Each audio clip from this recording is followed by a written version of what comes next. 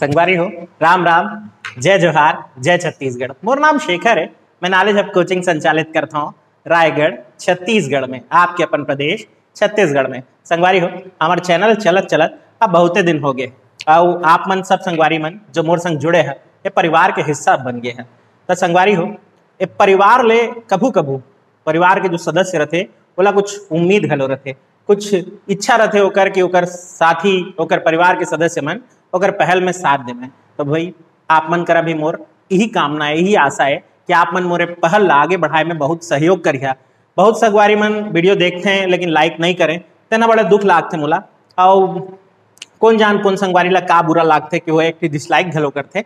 सब अपन अपन सोच है, लेकिन संगवारी हो मोर दिली इच्छा है कि आप मन ये पहल ला आगू बढ़ाए में मोर मदद करा, वरना मैं हताश होकर के काम ला बंद कर दी। हाँ काबर कि भाई जब इनकरेजमेंट नहीं मिले, जब सम्मान नहीं मिल पाए, तब भाई काम करे के जो है खुशी आनंद वह सिराए लागते। तब भाई संगवारी हो ध्यान रखा ये चीज के, आप मन बर करत हो। और बाकी तो फिर का ही कहना, मन के बात मोदी जी ला कहन देथन, अमन अपन बात करबो। चला न्यूज में आबो, शुरू करत हन। हिंदी में आता हूँ, शुरू करता हूँ। पहला न्यूज, जगदलपुर एयरपोर्ट बहुत दिनों से चर्चा में है, अब तक आपको याद भी हो गया होगा। जगदलपुर एयरपोर्ट का नाम अब ऑफिशियल रूप से मां दंतेश्वरी हवाई पत्तन यानी कि हवाई अड्डा रख दिया गया है। इसके लिए बोर्ड भी अब टांग दिया गया, यानी अब ये नाम फिक्स हो गया है। पहले केवल एक प्रस्ताव था, लेकिन अब आधिकारिक रूप से इसकी घोषणा हो गई है। तो अब आप जगदलपुर के हवाई अड्डे को मां दंतेश्वरी हवाई अड्डा के रूप में जानेंगे। इसका एक इतिहास भी है और वो इतिहास मैं आज आप लोग से शेयर करता हूँ। इसके बारे में जानकारी जो आज मुझे समाचार पत्र से मिली वो ये थी कि कभी द्वितीय विश्व युद्ध के दौरान, सेकेंड वर्ल्ड वॉर के दौरान यहां से विमानों का संचालन होता था। अंग्रेजों के समय की बात कर रहा हूं। 1939 के आसपास से लेकर 1945 तक, 1939 से 1945 तक विश्व युद्ध का दौर चला, सेकेंड वर्ल्ड वॉर का दौर। और उस दौरान छत्तीसगढ़ के इस क्षेत्र से भी हवाई जहाज उड़ा करते थे। यानी बस्तर वाले बहुत पहले से इस उड़न खटोले को जानते थे, लेकिन हाँ उनको ये सुविधा अब तक मिल नहीं सकी थी। खैर उसके बाद देश आजाद हुआ। 1948 के समय के आसपास विमान सेवा एक बार फिर से प्रारंभ होने लगी। और इस बार जब विमान सेवा प्रारंभ हुई तो अड़ंगा जो लेकर के आया सामने वो था हैदराबाद। हैदराबाद में निजाम का शासन था। निजाम वो थे जो कि भारत जब अखंड भारत बन रहा था ना, वो भारत जिसमें सभी देशी रियासतों को मिलना था, तो उसने मना कर दिया था। और जब वल्लभ भाई पटेल जी ने यह प्रयास किया कि पूरे भारत को एक सूत्र में बांध दिया जाए, तो इससे नाराज होकर के निजाम ने हैदराबाद के ऊपर से विमान चलने पर रोक लगाने की घोषणा करवा दी थी और इस तरह से विमान संचालन रुका रहा। खैर ये बात तो आई गई हुई। और उसके बाद 1986 मेगा पार्डन 1986 के समय मध्य प्रदेश के जो उस समय मुख्यमंत्री महोदय थे, उन्होंने यानी सीएम जो थे मोतीलाल वोरा जी की बात कर रहा हूं मैं, उस समय के मुख्यमंत्री, उन्होंने विमानन सेवा शुरू करने की फिर से बात की और एक विमान सेवा जिसका नाम था वायुदूत, उसे प्रारंभ किया गया। ये वायुदूत सेवा जो थी वो भोपाल से जगदलपुर तक उड़ान भरती, रायपुर मार्ग होते हुए, यानी रायपुर उसका स्टॉपेज एक हुआ करता था। लेकिन ये बहुत दिन तक जारी नहीं रह सकी और फाइनली से बंद कर दिया गया। हवाई पट्टी तो बनी हुई थी, लेकिन अब काम जो है फिर से शुरू होने वाला है। और आपको पता ही है कि यहाँ से फिर से उड़ानों का एक बार दौर शुरू होने वाला है। उड़े देश का आम नागरिक, इस थीम पर अब यहाँ भी काम होगा। तो चलिए आगे बात करते हैं अगली न्यूज पर। मन्नू लाल या मुन्नू लाल, इनको आप बहुत अच्छे से याद रख लीजिए। मन्नू लाल सूर्यवंशी साहब, ये वो हैं जो अब शहीद हो गए हैं। शहीद हुए आपके और हमारे लिए प्रयास करते हुए। नक्सलियों ने 5 दिन इनको अपहरण करके रखा और उसके बाद इनकी हत्या कर दी। कायरतापूर्ण घटना तो थी, लेकिन इस घटना ने पूरे छत्तीसगढ़ को एक तरह से हिला दिया है। तो भाई बहुत दिनों बाद इस तरह की कोई घटना सामने आई है जहां अपने बीच के, अपने क्षेत्र के एक जवान को शहादत मिली है और उस शहादत में पूरा गांव शरीक हुआ। ये गांव रमतला है जो कि बिलासपुर के कोनी थाना क्षेत्र के भीतर आता है। उनका शव, उनका पार्थिव शरीर जब वहां पहुंचाया गया तो पूरा गांव ही मौजूद था, ये सब भूल करके कि कोरोना भी फैला हुआ है। भाई ये होता है देशभक्ति का जज्बा। वैसे मन्नूलाल सूर्यवंशी जी छत्तीसगढ़ आर्म्ड फोर्सेस यानी CAF के 17वीं बटालियन में पदस्थ थे और नक्सलियों ने इस बीच बीजापुर के आसपास से उनका अपहरण भी किया था। ये तो आप समाचार पत्रों में पढ़ते ही रहे होंगे। तो अब आप जरूर याद रखें, इन्हें शहीद का दर्जा प्राप्त होगा। गांव का जो मुख्य द्वार है और गांव का चौक अब इन्हीं के नाम से भी जाना जाएगा। फिर बात करते हैं अगली न्यूज, मध्य प्रदेश राज्य सरकार से जुड़ी हुई और छत्तीसगढ़ राज्य सरकार से जुड़ी हुई एक विवाद के बारे में। तो आपको याद होगा एक हत्याकांड हुआ था, हत्याकांड छत्तीसगढ़ के ही झाम सिंह दुर्वे का। कवर्धा के निवासी थे और बालाघाट क्षेत्र गए हुए थे मछली पकड़ने, वापस और आने के दौरान इन पर गोली चला दी गई और इनकी मृत्यु हो गई। मध्य प्रदेश राज्य सरकार इसमें अपनी गलती नहीं मान रही थी। लगातार छत्तीसगढ़ के वन मंत्री मोहम्मद अकबर ने राज्यपाल के माध्यम से दबाव बनाया और फिर मध्य प्रदेश राज्य सरकार ने इसमें अपनी गलती मानी है, बताया कि एनकाउंटर फर्जी है और भाई इस बात की गलती मानते हुए 1 लाख रुपए की सहायता राशि जो है वो झाम सिंह जी की पुत्री जो है उन्हें सौंपा गया। लेकिन जान की कीमत 1 लाख रुपए नहीं होती। खैर, बात करते हैं अगली न्यूज की। अगली जो न्यूज है वो है छत्तीसगढ़ के पीडीएस तंत्र में होने वाले बड़े बदलाव की। वैसे तो ये न्यूज बहुत नई नहीं है, लेकिन फिर भी आपको जान लेनी चाहिए। छत्तीसगढ़ के पीडीएस तंत्र में बदलाव होते हुए अब ये घोषणा हो चुकी है कि छत्तीसगढ़ में सभी परिवार के लिए राशन कार्ड अनिवार्य होगा। हर परिवार का राशन कार्ड बनेगा, चाहे वो किसी भी वर्ग किसी भी श्रेणी में आता हो। इससे पहले सामान्य श्रेणी में आने वाले व्यक्तियों का राशन कार्ड नहीं बनता था, यानी वो वर्ग जो आयकर प्रदाता था उसके लिए राशन कार्ड नहीं जारी होता था। लेकिन अब छत्तीसगढ़ राज्य सरकार ये भी करने वाली है कि वो सामान्य श्रेणी के जो आयकर दाता वर्ग हैं उनके लिए भी राशन कार्ड बनाएगी और इससे 7 लाख और परिवार जो है उनको भी राशन कार्ड वाली सुविधा से जुड़ने का मौका मिलेगा। हालांकि उनके लिए वही दरें नहीं रहेंगी जो बाकी अलग अलग वर्ग के लिए रहती हैं, लेकिन कम से कम उन्हें राशन कार्ड जैसी सुविधा का लाभ मिलेगा।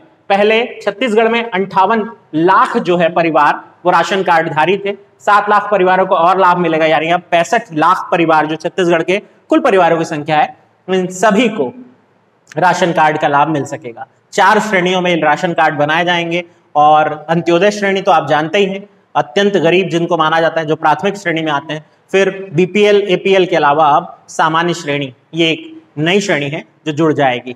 तो उम्मीद है आप ये समझ गए होंगे। आप भी अगर नहीं अब तक बना है तो बनवाने के लिए अपने वार्ड मेंबर, अपने पार्षद आदि से संपर्क करिए। फिर बात करते हैं हमर ग्राम सभा की। हमर ग्राम सभा एक रेडियो कार्यक्रम है। ये रेडियो कार्यक्रम पंचायत और ग्रामीण विकास विभाग के सहयोग से संचालित होता है और इसका उद्देश्य है गाँव के लिए और ग्रामीण क्षेत्र के लिए जो भी, या कृषि क्षेत्र के लिए हमें ऐसा कहना चाहिए, जो भी विकासात्मक कार्य होते हैं उसके बारे में प्रचार प्रसार, जो भी गांव से जुड़ी हुई बातें हैं, चाहे वो महिलाओं के हित के लिए हो, चाहे वो कुपोषण से लड़ाई के लिए हो, इन सभी विषयों पर इसमें चर्चा होती है और इसका प्रसारण लगातार किया जाता है। प्रसारण का जो स्थान है वो ठाकुर प्यारेलाल पंचायत और ग्रामीण विकास संस्थान, निमोरा, रायपुर, नवा रायपुर मार्ग पर है, वहां स्थित है। वैसे आपको बता दूं, निमोरा वही जगह है जब आपका सिलेक्शन हो जाएगा तो आप ट्रेनिंग करने यहीं जाएंगे दोस्त, अब तो याद रहेगा ना। है तो यहां से इसका प्रसारण होता है। छत्तीसगढ़िया में प्रसारण होता था हमारे ग्राम सभा का अब तक, लेकिन अब 3 नई बोलियों में भी प्रसारण जो है वो इसमें होने लगेगा। नंबर 1 सरगुजिया, नंबर 2 कुड़ुक और नंबर 3 हल्बी। तो हमारे पास 3 नई बोलियां जुड़ जाएंगी हमारे ग्राम सभा से। अगर हम बात करें अंबिकापुर क्षेत्र के प्रसारण की, छत्तीसगढ़ी के अलावा वहां सरगुजिया में प्रसारण होगा। इसके अलावा बात करें रायगढ़ केंद्र से तो यहाँ छत्तीसगढ़ी के अलावा अब कुड़ुक में प्रसारण हो सकेगा, उरांव जनजाति, और जगदलपुर केंद्र में छत्तीसगढ़ी के अलावा हल्बी में भी प्रसारण हो सकेगा। यानी जुड़ गई हैं 3 नई बोलियां, याद रख लीजिएगा। फिर बात करते हैं अगली न्यूज पर, आरक्षक भर्ती मामला। तो भाई 2017 में वैकेंसी निकली थी, 2200 से भी अधिक पदों पर यह वैकेंसी थी और 2017 से 2020 एक लंबा समय होता है, इस भर्ती प्रक्रिया को पूरा नहीं किया जा सका था। अब जो अभी घोषणा हुई है उसमें कहा गया है कि जल्द से जल्द ये जो शारीरिक दक्षता परीक्षा है, यानी फिजिकल जो टेस्ट है, वो जल्द से जल्द पूरा करा लिया जाएगा। 1 हफ्ते के भीतर इसके टाइम टेबल घोषणा कर दिए जाने की बात कही गई है। छत्तीसगढ़ के जो डीजीपी हैं, director general of police, DM Awasthi साहब, उन्होंने कहा है कि भाई जल्द से जल्द ये प्रक्रिया पूरी कर लेंगे हम, और कोरोना के कारण इसमें विलंब हो रहा था। भाई बड़ी दुखद बात है, कोरोना इस साल की घटना है और इस साल की घटना को आप 2017 से लेकर अब तक घसीटते हैं, ये दुखद है। बहुत सारे युवा अब तक हताश हो गए होंगे, शायद उनका शरीर अब वैसा नहीं रह गया होगा जैसा उस समय तैयारी के दौरान था। ये बहुत दुखद है, लेकिन उन लोगों के लिए सुखद भी है जो इतने दिन से इस भर्ती परीक्षा का इंतजार कर रहे थे। तो वो जो आपने ट्रेंड चलाया ना, #CG मांगे रोजगार, वो काम कर रहा है दोस्त। तो आप अपने अपने विभाग के लिए, फिर चाहे वो SI की भर्ती हो, PSC की भर्ती हो या फिर अन्य किसी विभाग की भर्ती हो, प्रयासरत रहें, नतीजा मिलेगा। फिर बात करते हैं अगली न्यूज पर, ऑपरेशन विंटर। बस्तर क्षेत्र में चलाया जाने वाला एक अभियान है जो कि छत्तीसगढ़ की आर्म्ड फोर्सेस चलाएंगी। इसके अलावा जो छत्तीसगढ़ की पुलिस है वो इसका हिस्सा बनेगी, और जो पड़ोसी राज्य है हमारे, फिर चाहे वो तेलंगाना हो, फिर चाहे वो महाराष्ट्र हो, फिर चाहे वो उड़ीसा हो, इनके सहयोग से उस ऑपरेशन को चलाया जाएगा बस्तर संभाग में या बस्तर क्षेत्र में। पिछले बार भी ये इस तरह का एक ऑपरेशन चलाया गया था और एक बार फिर से ऑपरेशन विंटर चलाया जा रहा है। हाँ, ऑपरेशन विंटर शुरू किए जाने से पहले ये चेतावनी दे दी गई है कि जो भी नक्सलवाद से जुड़ा हुआ है वो अगर मुख्य धारा में लौटना चाहे, यानी कि फिर से अपनी दुनिया में लौटना चाहे, तो उसको लाभ मिल सकता है योजना का। कौन सी योजना याद है ना आपको? एक योजना अभी अभी चलाई गई थी जिसका उद्देश्य था, आप अगर वापस आते हैं तो आपको पुनर्वास, आपको वापस रहने, खाने, जीने के अवसर प्रदान किए जाएंगे। तो भाई अगर आपको उस योजना का नाम याद आ रहा हो, कुछ तो आप भी करें, तो आप कमेंट बॉक्स में बताइए कि बस्तर अंचल में लोगों को वापस बुलाने के लिए कौन सा अभियान चलाया गया था, या नक्सलवादियों को मुख्य धारा से जोड़ने के लिए कौन सा अभियान चलाया गया था। फिर बात करते हैं अगली न्यूज की। केंद्रीय पुल में चावल की आपूर्ति, ये न्यूज पुरानी है लेकिन आंकड़े जो है अब स्पष्ट रूप से सामने आए हैं, तो एक बार वापस शेयर कर रहा हूं। केंद्रीय पुल यानी कि केंद्र सरकार जो चावल का एक स्टॉक रखती है, बफर स्टॉक बना करके, उसमें आपूर्तिकर्ता के मामले में छत्तीसगढ़ दूसरे स्थान पर काबिज हो गया है, और ये बहुत बड़ी छलांग है छत्तीसगढ़ के लिए अगर देखा जाए तो। पहला आपूर्तिकर्ता जो रहेगा केंद्रीय पुल में वो 113 लाख मीट्रिक टन के साथ पंजाब है, और दूसरे पर 60 लाख मीट्रिक टन के साथ छत्तीसगढ़ रहेगा। ये आंकड़ा अब अच्छे से याद कर लीजिए, 60 लाख मीट्रिक टन छत्तीसगढ़ केंद्रीय पुल में इतना योगदान देगा।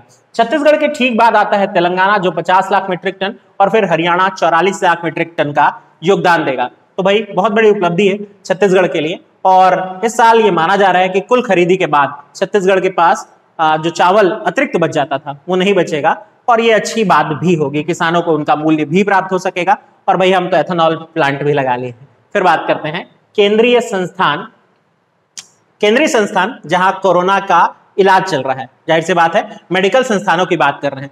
इस सारी एक सूची बनाई गई कि कहां कोरोना के मामले सबसे बेहतर देखे जा रहे हैं, और इसमें आपको अच्छा लगेगा ये जानते हुए कि छत्तीसगढ़, रायपुर का एम्स पूरे भारत में दूसरे स्थान पर चल रहा है कोरोना के मामलों को बेहतर तरीके से हैंडल करने को लेकर।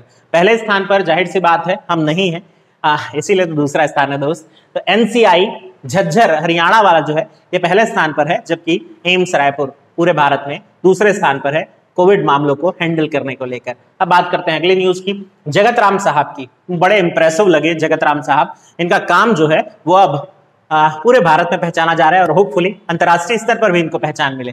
जगत राम तुम्बा शिल्पकार हैं। तुम्बा क्या होती है? लौकी को कहा जाता है तुम्बा। जब वो सूख जाती है तो उससे तरह तरह की कलाकृतियां बनाई जा सकती है, जिसमें सबसे खास होता है बस्तर अंचल में बहुत यूज की जाने वाली देसी थर्मस। देसी थर्मस तो आप जानते ही ना, गर्म का गर्म, ठंडा का ठंडा रखने वाले। वैसे यहाँ सिर्फ ठंडा रखने का काम करती है। बस्तर अंचल में ग्रामीण अक्सर अपने साथ लौकी, सूखी हुई लौकी का थर्मस बनाकर अपने साथ लंबी यात्राओं पे पानी लेकर के चलते थे। भाई इस कला से जगत राम को आइडिया आया और उन्होंने देसी थर्मस को आगे बढ़ाया, साथ साथ कला का विकास किया और नई नई तरह की चीजें बनाने लगे। फिर चाहे वो स्टडी लैंप हो, फिर चाहे वो अलग अलग तरह के पॉट हो, बर्तन हो जो कि बड़े क्रिएटिव टाइप के होते हैं, उसके ऊपर महीन तरीके से कलाकृतियां बनाते हैं और उसको अब पूरे भारतीय मार्केट पर पहुंचा चुके हैं। तो भाई जगत राम अपनी खोई हुई कला को जीवित रखने के लिए जरूर याद रखी जानी चाहिए। फिर बात करते हैं एक जलप्रपात, लंकापल्ली जलप्रपात। इसके लिए आपको चलना पड़ेगा जिला बीजापुर। बीजापुर वैसे तो नक्सल प्रभावित क्षेत्र है, लेकिन उसके बाद भी प्रकृति के अगर रूप देखें तो यहाँ हर रूप मौजूद है, जिसमें लंकापल्ली जलप्रपात भी एक है जो बहुत महत्वपूर्ण है। और भाई यूं कहें कि 12 मासी जलप्रपात है।